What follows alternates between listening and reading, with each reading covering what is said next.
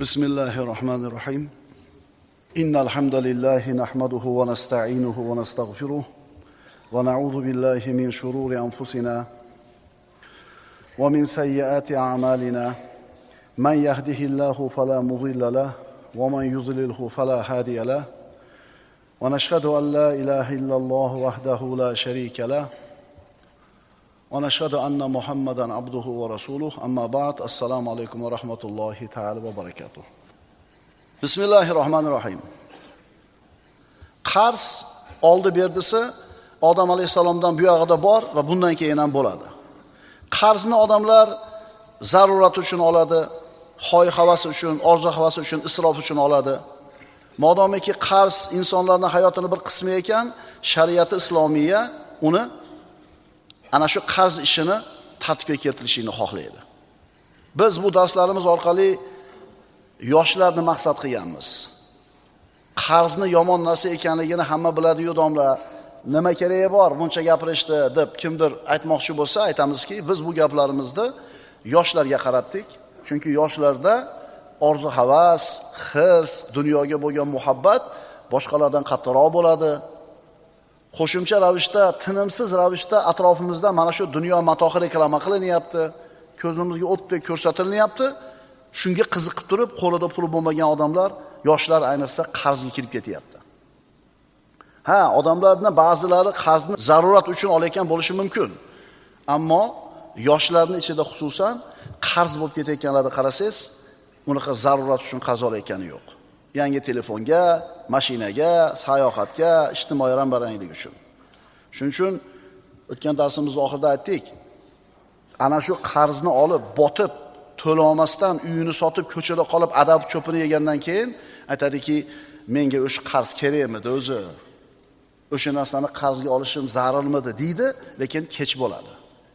Shuning uchun qarz olmoqchi bo'lib turgan ukam, akam, yaxshilab o'zingga shu bir savolni ber. Men qarzga olmoqchi bo'layotgan o'sha narsa menga hozir juda ham zarurmi? Muammolarga kirib qolmay turib, ko'chada qolmay turib, el yurt orasida bo'yni egilib qolmay turib, shu savolni ber. Menga kerakmi hozir? Juda ham zarurmi? Shuni olmasam o'lib qolmaymanmi? Shuni olmasam ko'chada qolib qolmaymanmi? Arzimagan 3 kunlik hayotni deb turib, zebi ziynatini deb turib, o'zini inson musibatga qo'ymasligi kerak. Yoshlarni ana shu qarzga bir narsalarni olishlikka targ'ib qilayotgan narsa reklama. Tinimsiz ravishda o'sha dunyoning matohi, hashamati reklama qilinadi. Haligi narsa muhabbati qalbiga tushadi, ishqi tushadi, hirsi qo'ziydi, olay deydi, puli yo'q. Yana oson varianti turibdi. Kredit ol deydi. Qarz ol deydi. Hozir mana shu kredit olish, qarz olish oson bo'lganligi uchun qarz olayotganlar ham ko'p, qarz orqasidan musibatga kirib ketganlar ham ko'p. Odam alayhisalom qissasiga qaytaylik. Odam alayhisalomning jannatdan chiqib ketishligiga bir ish sabab bo'ldi. Ana shu ish, ana shu sabab hozir ham bor. Bor bo'lganda ham bu sabab bizni o'rab olgan har tomonimizni. Reklama. Odam alayhisalomni jannatdan chiqargan narsani reklama desak, adashmaymizmi? Iblis kelib, Alloh taolo man qilgan ana shu daraxtning mevasini yeyishlikda reklamasini qildimi? Alloh azza va jalla Odam alayhisalom va Havvo uchun jannatda hamma narsani muhayyo qildi, hamma narsani halol qildi. Faqat bitta mana bu daraxtga kelma, buni yema, zarar ko'rganlardan bo'lib qolasan dedi. Bitta imtihon, qaranglar, otamiz Odam alayhisalomga bitta imtihon bor. Mana shu daraxtga kelmasang bo'ldi. Hamma yo'q seniki. Och qolmaysan, yalang'och qolmaysan, xullas jannat. Iblis kelib nima dedi? Astagfirullah. Wa qulna ya Adamu uskun anta wa zawjukal jannata wa kula minha ragadan haythu shi'tuma wa la taqraba hadhihi ash-shajarata fatakuna minadh-dhalimin. Alloh taolo aytadi. Biz aytdik, ey odam, sen jufting bilan jannatni maskan tutgin va undan xohlagan joylaringda bemalol taomlangin. Faqat mana bu daraxtga yaqinlashmaginki, u holda zolimlardan bo'lib qolasan. Bitta imtihon. Alloh taolo aytadi, astagfirullah. Fawaswasa lahumash-shaytonu liyubdiya lahuma ma wuriyasa anhuma min sawatihima. So'ng shayton ularni berkitilgan avratlarini ochib yuborish uchun vasvasaga soldi va qala ma nahakuma robbukuma an hadhihi shajarata illa an takuna malakayni aw takuna minal xolidin. Shayton aytdi: Parvardigoringlar sizlar farishtalarga aylanib qolmasliginglar uchun yoki jannatda abadiy yashab qolmasliginglar uchungina mana shu daraxtdan sizlarni man qildi. Endi qarang, savolni bering. Farishta bo'lib qolishingizni xohlamadi. Ya'ni shu daraxtning mevasini yesanglar, farishta bo'lib qolasizlar va abadiy bo'lasizlar. Keyingi oyatda bitmas tuganmas mulkni va'da qildi. 3 ta narsa: farishta bo'lib qolish, abadiy qolish, boylik, bitmas tuganmas boylik. Endi shu savolni so'raylik o'zimizdan. Odam alayhisalomga jannatda shu 3 ta narsa kerakmidi? Farishta bo'lib qolsa, erkak ayoli yo'q, yeyish ichish yo'q. Jannatda edi, shunday ham abadiy edi. U yerda pulni nima qilar edi? Ko'rdingizmi shaytonning vasvasasini? Odam alayhisalomga umuman kerak bo'lmagan narsalarni aytib qiziqtirdi. Bizning tilda reklama qildi. Nima deb reklama qildi? Farishta bo'lib qolasizlar, abadiy qolasizlar, boylik. Jannatda bu uchalasi ham kerak emas edi. Va qasamahuma inni lakuma laminan nasihin. Va albatta men sizlarga xolis nasihatgo'yman deb qasam ichdi. Ey odam, men senga abadiyat daraxtini va yo'q bo'lmas mulk va davlatni ko'rsataymi dedi. Odam alayhisalomga jannatda bu narsalarning bittasini ham keragi yo'q edi. Farishtaga aylanish, abadiy hayot, bitmas tuganmas boylik. Ana shu kerak bo'lmagan narsalarni aytib qiziqtirdi. Yotlab tashlaysizlar bir xil narsalar reklamasini. Qaytib agressivniy reklama deb qo'yadi bu marketingda tilida. Aytaveradi, oxiri quyilib qoladi. Zaruratsiz qarz olayotganlar, orzu havas uchun qarz olayotganlar, ularda ham shayton boshqarib qo'ymayaptimi? Ular ham o'ziga savol bersa bo'lar edi. Men qarzga olmoqchi bo'lgan o'sha narsa menga zarurmi? Meni shu ishni qilishlikka kim targ'ib qilyapti? Iymon, e'tiqodim, aqlimmi yoki nafsim bilan shaytonmi? Shuning uchun qarzni osonlik bilan yelkasiga olayotganlar o'zini iymoni, aqli bilan maslahat qilyaptimi yoki shaytonning xoy-havaslari, makri bilanmi? Kerakmi degan savolni ukalar olishdan avval beringlar. Va katta qarzga kirib ketgan odamlarning hayotini ko'rib turib bir xulosa qilinglar. Modomiki qarz insonlarning hayotida bo'lar ekan, shariat uni tartibga keltirishini xohlaydi. Qarz ishlarini. Qarz yozib qo'yilishligi kerak. Astagfirullah. Ya ayyuhallazina amanu idza tadayantum bidaynin ila ajalin musamma faktubu. Ey mu'minlar, agar belgilangan muddatga qarz olsanglar, uni yozib qo'yinglar. Bu Alloh taoloning buyrug'i. Buni qilishligimiz shart, vojib, lozim va lobud. Oldi berdi bo'ldimi? Qog'ozga tushirib qo'yishlik kerak. Toki merosxo'rlari agar bu odam o'lib ketsa, bilsin otasini qarzini ham, haqqini ham. Chunki vafot etgandan keyin meros taqsim qilishdan avval qarz masalasi hal qilinadi. Mayyitning qarzlari bo'lsa, avval o'zini qoldirgan molidan berib, bularning hisob-kitobini bitirib qo'yib turib, keyin vasiyatga o'tiladi. Vasiyatdan avval qarz ishlari hal qilinishligi kerak. Min ba'di vasiyatin yusi biha aw dayn. Bu taqsimotlar qilingan vasiyat va qarzlar ado qilingandan keyin bo'lar. Xo'p, mana endi kimdir qarz olishiga kerak bo'ldi. Haqiqatan zarurat bo'ldi.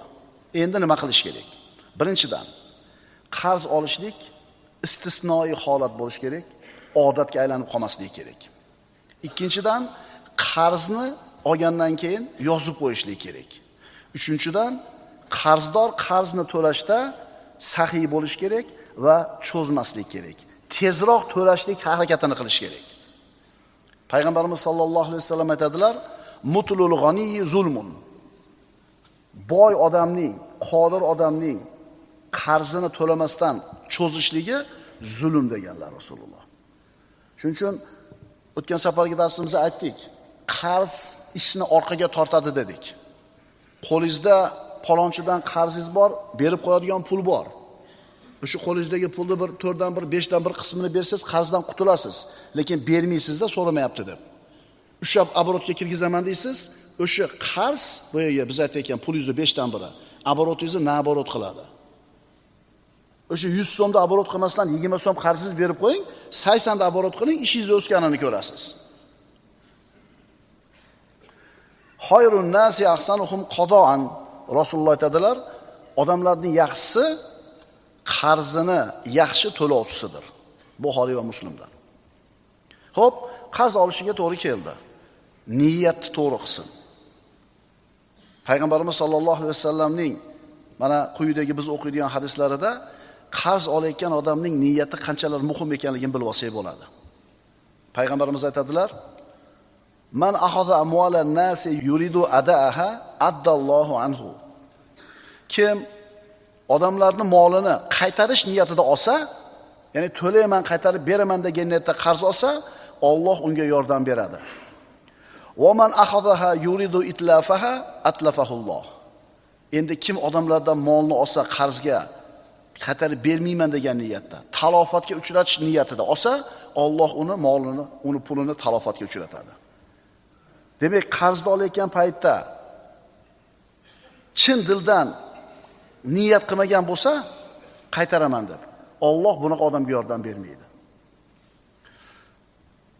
Qarzni to'lamaslik niyatida olgan odam o'g'ri hisoblanadi. Payg'ambarimiz aytadilar: "Ayyuma rajulin yadinu daynan wa huwa mujmi'un ala alla yufiyahu iyahu laqiyallohu sariqon." Qaysi bir kishi qarz olsa-yu, u qarzni uzmasligini qasd qilsa, Allohga u odam o'g'ri holida yo'liqadi.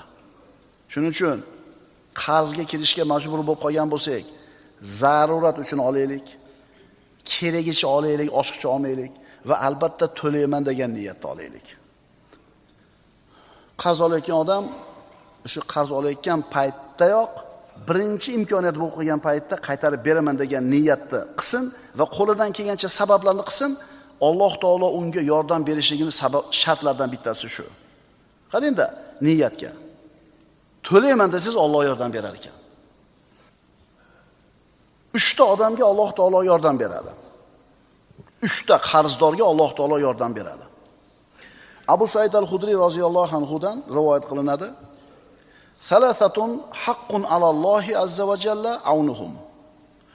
3 kishiga Allohning yordami haqdir. Qarzdor bo'lgan 3 ta odamga Alloh albatta yordam beradi.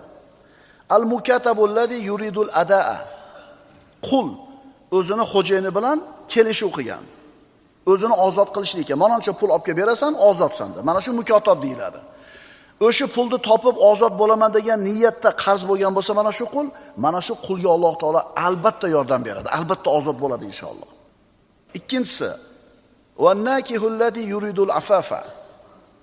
Uylanayotgan bir odamki, yigitki, zinoga kirib ketmay, iffatimiz saqlay, pokiza turay, uning uchun uylanishim kerak deb turib, puli yo'q, qarz olyapti uylanishlikka. Mana shu niyatda Alloh taolo bunga ham yordam beradi, qarzdan qutuladi. Val g'ozi fi sabilillah va Allohning yo'lidagi g'ozi, jangchiga. Mana shu 3 ta odamga Alloh taolo albatta yordam beradi. O'zi umuman qarz so'rash kimga mumkin degan savol bo'lsa, payg'ambarimizning ushbu hadisi shunga javob beradi. Kim qarz so'rashlikka haqqi bor? Kimga halol? Qarz so'rash faqat 3 kishiga haloldir. Mana endi ko'raylik. Payg'ambarimiz mana shu 3 ta odam qarz so'raversin deyaptilar, ruxsat beryaptilar. Rajulin tahammala himalatan fahallat lahu al-mas'alatu hatta yusibaha thumma yumsik. Bir kishi qarz so'rashi mumkin. Kim u? Bir kishiki garovni zimmasiga olgan, ya'ni birovni o'rtada bo'layotgan muammoli masalan bo'ldi men to'layman deb turib hal qilib qo'ydi. Boshqalarning muammosi hal bo'lishi uchun, o'rtadagi janjalni to'xtatish uchun men to'layman deb bo'yniga oldi. Mana shu odamga qarz so'rash halol bo'ladi. To shu narsani ado qilgunicha, keyin to'xtaydi so'rashdan. Va rajulin asobathu jaihatun ijtahat malahu fahallat lahu al-mas'alatu hatta yusiba qiwaman min ayshin. Ikkinchi odam kim? Bir kishining moli mulkini ofat yo'q qilgan. Ya'ni yuk cho'kib ketdi dengizga konteynerda, yo bir dehqonchiligini qor urib ketdi, shamol urib ketdi. Unga so'rash halol bo'ladi. Toki yashash uchun yetarli narsaga erishgunicha. O'sha yashash uchun bir yetarli narsaga ega bo'lib qolganda so'rash to'xtatish kerak. Uchinchisi, va rajulin asobathu faqatun hatta yaquma thalathatun min zawil hija min qawmihi laqad asobat fulanan faqa. Yana bir kishiki kambag'allikka duchor bo'lgan, toki uning qavmidan 3 ta aqlli odam palonchiga kambag'allik yetib qopti deb qo'ysa, ya'ni 3 ta aqlli odam shu odam muhtoj bo'lib qopti desa, shunga halol bo'ladi so'rash. Toki yashash uchun yetarli narsaga yoki hayotini tiklashga erishgunicha. Birinchi toifa, bu bir kishi odamlar o'rtasidagi nizoni, janjalni bartaraf qilish uchun garov yoki tovonni to'lashni bo'yniga olgan. Ana shu odam odamlardan so'rashlik mumkin bo'ladi. So'raydi, to'lovni qoplaganidan keyin to'xtatadi. Ikkinchi odam, bunaqa odam shunaqa bir ofatga uchraydiki, hamma yo'qidan mahrum bo'ladi.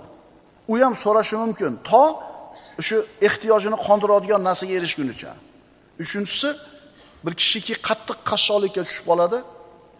Ana shu odamning qavmidan bo'lgan aqlli 3 ta odam aytadiki, qiynalib qopti, muhtoj bo'lib qopti deb guvohlikka o'tadi. Shunda unga so'rashi mumkin bo'ladi. U ham o'ziga yetarli molni topgunicha. Bulardan boshqa holatlarda qabisa odamlardan so'rash harom hisoblanadi. Bu yo'l bilan mol topgan kishi harom mol yegan hisoblanadi. Alloh azza va jalla zaruratsiz qazolishidan o'zi panoh bersin. Alloh taolo bergan rizqiga rozi bo'lib yashashlikka o'zi tavfiq bergan bo'lsin. أقول قولي هذا وأستغفر الله لي ولكم إن الله وملائكته يصلون على النبي يا أيها الذين آمنوا صلوا عليه وسلموا تسليما والسلام عليكم ورحمة الله تعالى وبركاته.